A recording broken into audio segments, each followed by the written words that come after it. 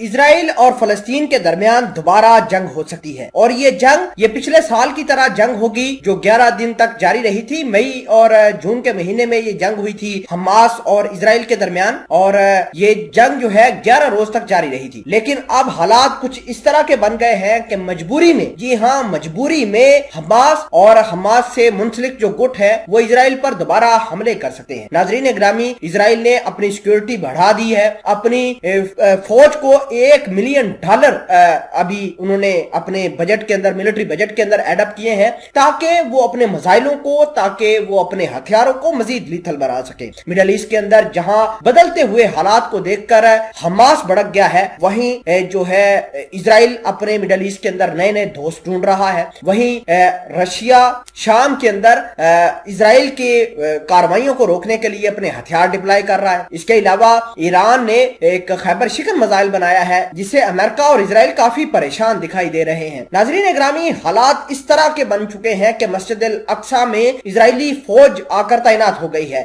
مسجد اقصی کے اندر نمازیوں کو نماز نہیں پڑھنے دی جا رہی، مختلف علاقوں سے لوگوں کو بے دخل کیا جا رہا ہے، اور حماس نے دھمکی دے دی ہے کہ اگر یہ کام اسی طرح جاری رہے تو ہم پچھلے سال مئی کے مہینے میں جو ہم نے اٹیک کیے تھے اسی طرح کی کارروائی دوبارہ اسرائیل کے اوپر کر سکتے ہیں۔ میں اس خبر کو مزید آپ کے ساتھ شیئر کرتا ہوں۔ چھوٹی سی گزارش ہے کہ آپ ہمارا یوٹیوب چینل حسنات ٹی وی کو سبسکرائب کر کے پاس موجود گھنٹی کے نشان کو دبا لیں تاکہ لیٹسٹ نیوز آپ تک بر وقت پہنچتی رہے۔ بات یہ ہے کہ شیخ جرہ نام کا ایک محلہ ہے، اور اس محلے کے اندر سارے کے سارے مسلمان عربک رہتے ہیں۔ وہاں پر مسلمانوں کی آبادی زیادہ ہے، فلسطینیوں کی آبادی زیادہ ہے۔ اب اسرائیلیوں نے کیا کیا ہے کہ شیخ جرہ کے محلے میں مختلف جگہوں پر چوکیاں لگانا شروع کر دی ہیں اور لوگوں کو محصور کر کے رکھا ہوا ہے۔ اب جو بھی مسلمان یہاں سے نکل کر باہر آتے ہیں پولیس والے ان کو اٹھا کر لے جاتے ہیں۔ اگر ہم بات کریں شیخ جرہ کے محلے کی تو یہ بیسیکلی مسجد الاقصی کے بالکل پاس آتا ہے، اور یہاں پر زیادہ تر آبادی جو ہے وہ مسلمانوں کی ہے۔ اب اسرائیل نے یہاں پر چوکیاں لگا کے مختلف خاندانوں کو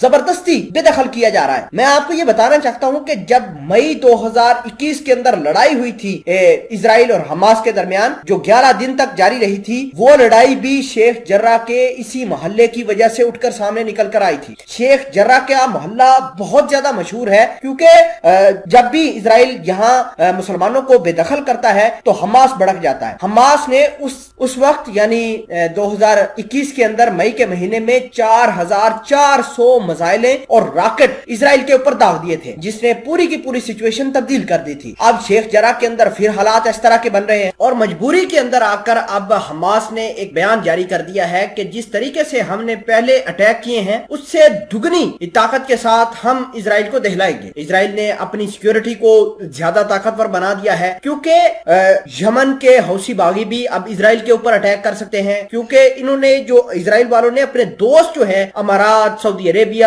اس کے علاوہ بحرین، عمان، مسقط، ان سب کو بنا دیا ہے۔ مڈل ایسٹ کے اندر حالات بدل گئے ہیں۔ ترکی نے بھی اب اسرائیل کے ساتھ ہاتھ ملا لیا ہے۔ اب ترکی جو پہلے دیکھیے کہ بہت زیادہ فلسطینیوں کو سپورٹ کرتا تھا، اب یہ سپورٹ نہیں ہوگی، کیونکہ مارچ کے مہینے میں جو اسرائیل ہے وہ اپنا ڈیلیگیشن اپنے صدر کے ہمراہ ترکی کے اندر بھیجے گا، اور ترکی جو پہلے سپورٹ کرتا تھا حماس کی، مجھے لگتا ہے کہ اب یہ سپورٹ ختم ہو جائے گی، کیونکہ ترکی اور متحدہ عرب امارات کے درمیان حالات بہت زیادہ اچھے ہو گئے ہیں۔ ترکی جو سعودی عربیہ کو ایک آنکھ نہیں باتا تھا، اب ان کے درمیان حالات ٹھیک ہونا شروع ہو گئے ہیں۔ تو میں یہ سمجھتا ہوں کہ ان بدلتے ہوئے حالات کے اندر ایران اور رشیا کو اپنا پازیٹیو رول پلے کرنا چاہیے تاکہ حماس جو ہے فلسطینیوں کو بچا پائے، بیت المقدس جو ہے وہ مسلمانوں کے لیے کھلی رہے۔ تو یہ معاملات مڈل ایسٹ کے اندر چل رہے ہیں۔